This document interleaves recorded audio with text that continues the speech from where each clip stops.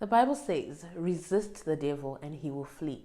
Not negotiate, not ignore, resist. Literally, run. In this chapter, the immoral or strange woman is first introduced. She is alluring, appealing, enticing, but deadly.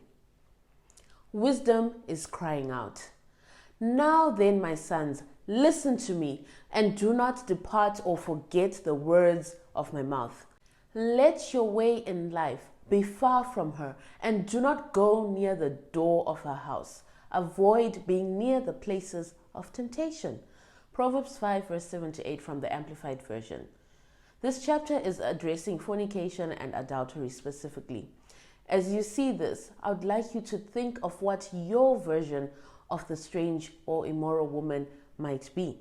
Is it idolatry, slander, lying, gossiping, fornication or adultery itself, corruption, anger, having a short temper, greed, witchcraft, drunkenness, unforgiveness, and the list goes on? Whatever it is, wisdom says, go far from her.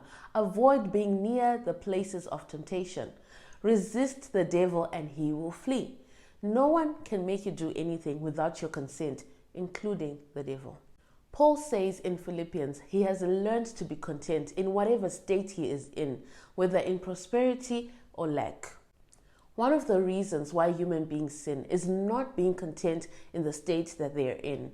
As a result, we end up being lured by the prostitute or immoral woman. And it can stand for anything, like I said before, in our lives.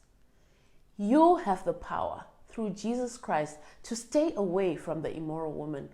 Open the door for him. He is knocking. If you don't know, we're getting wisdom in January by reading the book of Proverbs, a chapter a day. We are on chapter 5 and day 5 today. May God help us recognize the right path and seek to stay on it.